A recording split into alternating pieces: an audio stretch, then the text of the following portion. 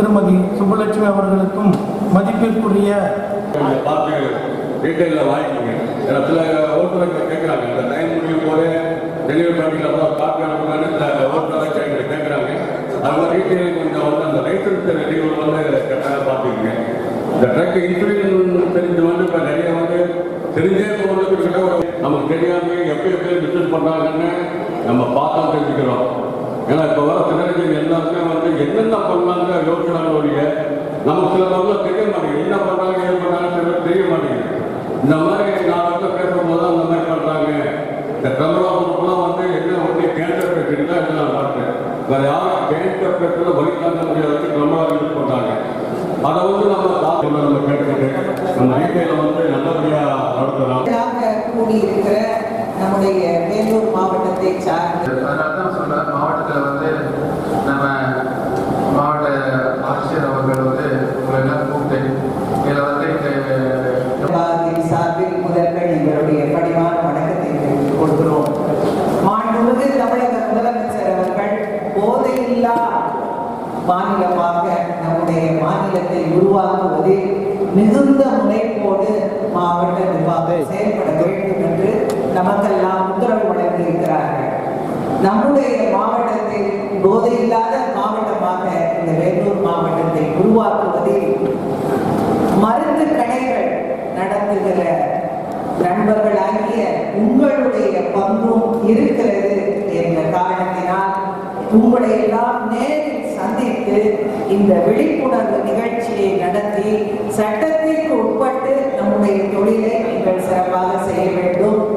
இன்றைய காலகட்டத்தில் நீங்கள் எந்தெந்த எப்படி உங்களுடைய நடைமுறை எடுக்க வேண்டும் என்பதை உங்களுக்கு மீண்டும் ஒரு முறை விளக்கி சொல்ல வேண்டும் என்று நாங்கள் சென்ற வாரம் நடந்த சட்ட ஒழுங்கு கூட்டத்திலே நாங்களும் எஸ்பி அவர்களும் முடிவு செய்தோம். அதனுடைய விளைவாக இன்று ஏடி ட்ரக்ஸ் அவர்கள் இந்த விழிப்புணர்வு கூட்டத்தை ஏற்பாடு செய்திருக்கிறார்கள். கடந்த 2-3 வாரங்களில்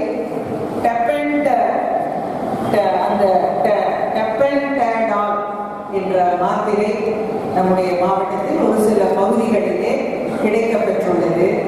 அதே போல குடியாத்தத்தில் ஒரு பகுதியில அந்த மாத்திரையை தண்ணீரிலே கரைத்து இன்சுலின் ஊசியால் வந்து ஒரு 17 வயசு 20 வயசு மாணவர்கள் 4 பேர் அந்த மாத்திரையை அந்த கலவையை வந்து உடலில் செலுத்தக்கூடிய ஒரு நிகழ்வும் ஏற்பட்டு விட்டது. எதிர்கால சந்ததியினரை காக்கக்கூடிய சமுதாய பொறுப்பு நம் அனைவருக்கும் இருக்கிறது. சென்ற வாரம் 2 இந்த குண்டாஸ் தடுப்பு காவல் சட்டத்தில் 2 மருந்து கடை நடத்தும் நண்பர்கள் 2 வந்து அந்த காவல் சட்டத்திலே அவர்களுக்கு நாம் வந்து நடவடிக்கை எடுக்க வேண்டிய கட்டாயம் எங்களுக்கு ஏற்பட்டது. இந்த செய்தியை எல்லாம் உங்களுக்கு சொல்லி நீங்க இந்த ஓவர் த கவுண்டர் கொடுக்கக்கூடிய ட்ரக்குக்கு உரிய வந்து டாக்டரோட பிரிஸ்கிரிப்ஷன் உங்களுக்கு தெரியாம இருக்கவே முடியாது. பேஷண்ட்டுக்காக வாங்குறாங்களா, எப்படி வாங்குறாங்க அப்படிங்கிறத பார்த்துக்கோங்க. இந்த டெப்பன்டால் மாத்திரை என்பது ஹெச் ட்ரக்கு, ஒப்பைட் அனல்ஜெசிக் நம்ம எல்லாருக்கும் தெரியும். அதனால தயவு செய்து இந்த மாத்திரைகளை நீங்கள் உரிய நோயாளிகளுக்கு மட்டுமே வழங்கி, அதுவும் கவுண்டர்ல உரிய அவர்கள் வந்து மருத்துவரின் பரிந்துரை பெற்ற ரசீது மருத்துவரின் ஆலோசனைப்படி வழங்கப்படுகிற நோயாளிகளுக்கு மட்டுமே வழங்க வேண்டும். நம்முடைய அதே போல இன்சுலின் ஊசி அதுவும் தேவையில்லாமல் யாருக்கும் அளவுக்கு அதிகமாகவும் வழங்கக்கூடாது. மாவட்டத்தில் இருக்கிற 800 கடைகளிலும் என்ன சேல்ஸ் ஆகுதுங்கிறத, இது அதிகமா சேல்ஸ் ஆகுதா, இந்த மாதிரியான மருந்துகளும் ஊசிகளும் அதிகமா சேல்ஸ் ஆகுதா என்பதை நாங்கள் தொடர்ந்து கண்காணிக்க இருக்கிறோம். 15 நாள் வாரம் ஒரு முறை, 15 நாட்களுக்கு ஒரு முறை உங்களுடைய கடைகளுக்கு வந்து இந்த மருந்து சென்ற வாரங்களில் எவ்வளவு சேல்ஸ் ஆயிருக்கு அப்படிங்கிறத பார்ப்போம். தயவு செய்து நீங்கள் எல்லாம் நல்ல தொழில் செய்யணும் அப்படிங்கிறது எங்களுடைய நோக்கம். அதே போல தவறான நடைமுறைகளுக்கு நீங்கள் யாரும் உறுதுணையாக இருக்கக்கூடாது என்பதை இந்த நேரத்தில் உங்களுக்கு நாங்கள் கேட்டுக்கொள்கிறோம். கொள்ள கடமைப்பட்டிருக்கிறோம். நம்ம மருந்து சட்டங்களில் சொல்லப்பட்டிருக்க விதிமுறைகளுக்கு உட்பட்டு நீங்கள் மருந்துகளை விற்பனை செய்ய வேண்டும் என்பதை இந்த நேரத்தில் மீண்டும் ஒரு முறை சொல்லிக்கொண்டு காலையிலே இந்த கூட்டத்தில் லீகல் ப்ரொவிஷன்ஸ் என்ன என்பதை நம்முடைய ஏடி ட்ரக் அவர்களும் நம்முடைய இன்ஸ்பெக்டர்ஸும் உங்களுக்கு தெளிவாக விளக்கி இருக்கிறார்கள்.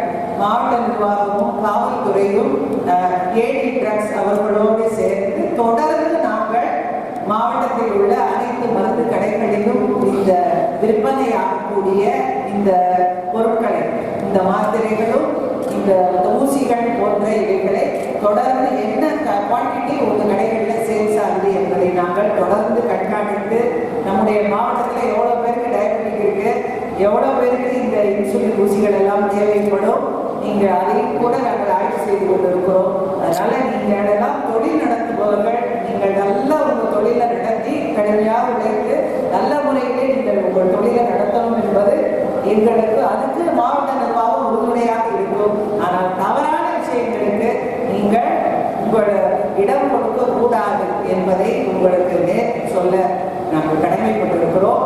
அதைதான் இந்த கூட்டம் வாயிலாக, இந்த விழிப்புணர்ச்சி கூட்டம் வாயிலாக எடுத்துரைக்க வேண்டும் என்பதை எண்ணினோம். இப்போ நாங்கள் ஒரு கலந்துரையாடலாக உங்க சைட்லையும் உங்களுக்குள்ள பிரச்சனைகள் இல்லை உங்களுக்குள்ள விஷயங்களை நீங்கள் எடுத்து கூறலாம். நாங்கள் எல்லாம் தொடர்ந்து இருந்து உங்களுடைய கருத்துக்களை கேட்டு நம்முடைய மாவட்டத்தை ஒரு போதையில்லாத மாவட்டமாக ஆக்குவது உங்களுடைய பங்கு என்ன என்பதை தெளிவுபடுத்துகிறோம். நன்றி. நம்ம யாரையுமே தவறான பார்வையில பார்க்க முடியாது. தொழில் செய்யும்போது எல்லாரும் நல்ல முறையில தான் செய்யணும். ஏதோ ஒரு சில இடங்களுக்கு ஒரு சில தவறுகள் தெரிந்து கூட நடக்கலாம். அதனால மாவட்ட நிர்வாகத்துடைய நோக்கம் போதை பொருள், போதை மாத்திரைகள், அந்த ஊசிகளை நீங்க கொடுக்கக்கூடாதுங்கிற விழிப்புணர்வை ஏற்படுத்துறதானே தவிர அது தொடர்ந்து கண்காணிக்கப்படுங்கிறதை தகவலையும் சொல்லணுங்கிற டாக்டர். பருவகால மாற்றங்களின் அடிப்படையால் காய்ச்சல் மற்றும் டெங்கு காய்ச்சலும் பரவலாக இருக்கிறது. தயவு செய்து உங்ககிட்ட யாரும் வருகிறவர்களுக்கு அவர்கள் மருத்துவமனையிலே சென்று மருத்துவரை அணுகினாரா? நாங்களும் பத்திரிகை செய்தி கொடுக்கிறோம், எல்லா இடத்துலையும் சொல்றோம். முடிந்தவரை ஒரு நாளுக்கு மேல காய்ச்சல் சளி இருந்தால் மருத்துவரை சென்று பார்த்து அவர் பிரிஸ்கிரைப் பண்ற மருந்தினை வாங்கிதான் ட்ரீட்மெண்ட், ப்ராப்பர் ட்ரீட்மெண்ட் எடுக்கணும் அப்படின்னு. அதுவும் நீங்க உங்ககிட்ட வருகிறவர்களுக்கு சொல்ல வேண்டும் என்பதை இந்த நேரத்தில் சொல்லிக் கொள்கிறேன். ஏனென்றால் இப்பொழுது வருகிற காய்ச்சல்கள் ஒவ்வொரு காய்ச்சலும் ஒவ்வொரு மாதிரி இருக்கு. அதனால 2-3 நாள்ல ஏதாவது வேற இன்ஃபெக்ஷன், இந்த நம்முடைய ரெஸ்பிரேட்டரி இன்ஃபெக்ஷனோ ஏதாவது வந்துடக்கூடாது. அதனால காய்ச்சல் ஒரு நாள் காய்ச்சல் வந்தா கூட தயவு செய்து நீங்கள் அவர்களுக்கு டாக்டர் பிரிஸ்கிரிப்ஷன் இல்லாம மருந்து நீங்க யாரும் கொடுக்கறது இல்லை. இருந்தாலும் அதை மீண்டும் ஒரு முறை சொல்ல வேண்டியது எங்களுடைய கடமை.